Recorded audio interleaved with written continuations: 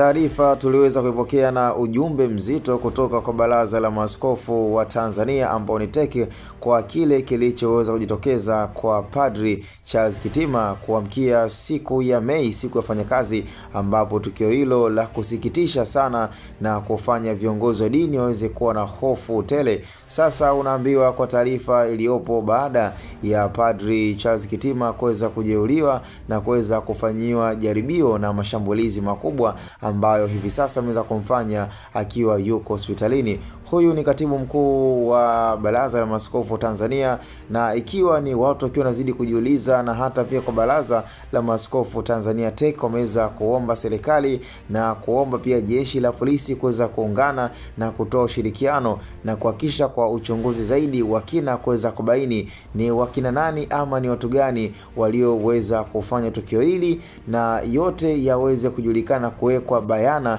katika vyombo vya dola, ili mradi iweze kujulikana, je, shida ilikuwa ni wapi, ama sehemu ambapo pengine kwa Padri Charles Kitima alipokosea mpaka kafikia hatua kwamba tayari kuna watu ambao wanataka kutoa roho yake na kufanya mambo ama uchochezi mkubwa wa kufanya taifa la Tanzania ambalo tena linaongozwa na viongozi wa dini kuweza kuingia kwenye changamoto na mtafaruko kama sehemu ambayo huenda ikaleta pia mchafuko zaidi, kwa sababu ni swala ambalo limeweza kuwa ni zito sana kwa viongozi wa dini kuweka vikao vikubwa, na hata kwa kile ambacho kinachoendelea mpaka sasa hivi ni lazima viongozi wa dini watakuwa na sababu kubwa ya kuzungumza na kuongea na serikali na kutoa wito na kuwaomba kama kuna sehemu ambapo wao watakuwa wameweza kukosea, ama kitendo cha wao kuzungumza na kuingilia pia swala zima la kisiasa na kutoa ushauri na maoni, huenda ikawa ni sehemu ambayo watu wanahisi ama kuona huenda ndo imekuwa ni changamoto ama chanzo.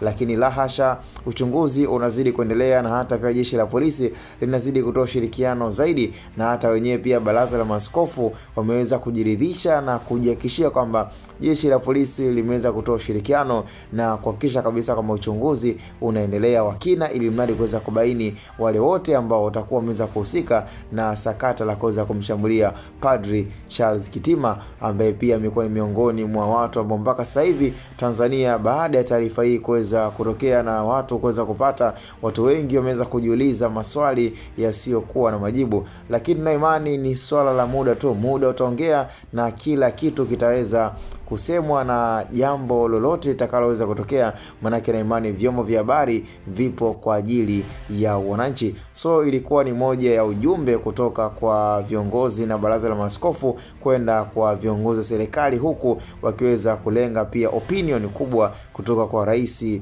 Dr. Samia Suluhu Hassan ambaye pia ndo amiri jeshi mkuu.